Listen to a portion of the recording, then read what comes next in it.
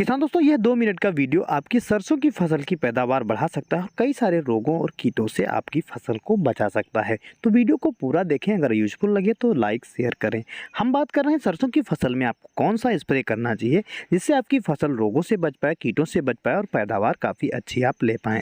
दोस्तों, स्क्रीन में जो आपको पौधा दिखाई दे रहा है, सरसों की फसल में ये समस्या आम है, आपकी फसल में आ सकती है या फिर आपकी फसल में ये समस्या है। तो इसके लिए आपको क्या करना है, पौधे के ऊपर स्पॉट दिखाई देने लगते हैं, जो पत्ते हैं इस पे कई सारे ब्लैक स्पॉट या ब्राउन स्पॉट दिखाई देंगे।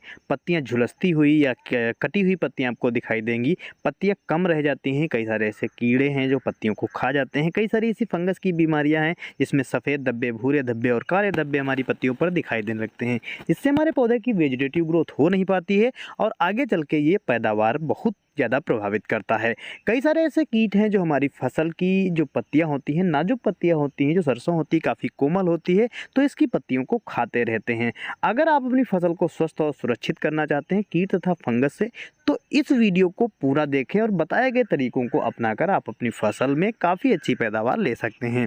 अगर आपकी फसल में ये रोग दिखाई दे रहा है, पीलापन है, कीट फंगस दिखाई दे रहे हैं, धब्बे हैं, स्पॉट कोई भी दिखाई दे रहे हैं, तो इसके लिए अच्छी सी कीटनाशक का प्रयोग कर सकते हैं। कीटनाशक में आप मैलाथियान 350 ml प्रति एकड़ के हिसाब से प्रयोग कर सकते हैं। आपको जो पानी की मात्रा रखनी है 180 लीटर रखनी है। इसके अलावा आप मोनोक्रोटोफास का भी प्रयोग कर सकते हैं, जो 36% वाली आती है। इसकी मात्रा आपको 250 ml रखनी है। इसके अतिरिक्त आप चाहें तो अलिका कीटनाशक का भी प्रयोग कर सकते हैं, वो भी काफ़ी अच्छी कीटनाशक रहती है।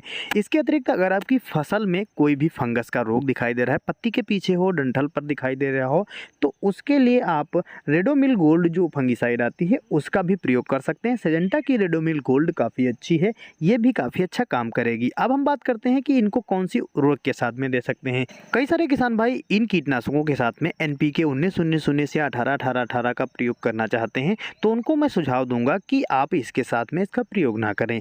अगर आप करना चाहते हैं तो कर सकते हैं, दिक्कत कोई नहीं होगी, बशर्ते आप जो NPK 19-19-19 देंगे, 18-18-18 देंगे, उसका आप पूरा लाभ नहीं ले पाएंगे, क्योंकि उसी समय हमारी फसल में फंगस लगा होता है, कीट लगा होता है, जिससे हमारी फसल अभी निजात नहीं पा चुकी होती है, उससे छुटकारा नहीं पाई होती है। उसी समय हम अगर कोई उर्वरक देते हैं तो उसका पूरा लाभ हम नहीं ले पाते हैं। तो ध्यान रखें, इसका प्रयोग करने के बाद अगर 7 से 10 दिन के बीच का अंतराल आप रख लेते हैं, बाद में आप NPK का प्रयोग करते हैं, तो पूरा अच्छा लाभ आप ले पाएंगे। और अगर आपकी फसल बिल्कुल स्वस्थ दिखाई दे रही है, तो आप NPK का जब स्प्रे कर रहे हो तो उसके साथ में जो घुलनशील वाली सल्फर आती है उसका प्रयोग करें, तो इन रोगों और इन कीटों से भी आप छुटकारा प्राप्त कर सकते हैं। दोस्तों, जानकारी अच्छी लगी हो तो वीडियो को लाइक और शेयर करें। धन्यवाद।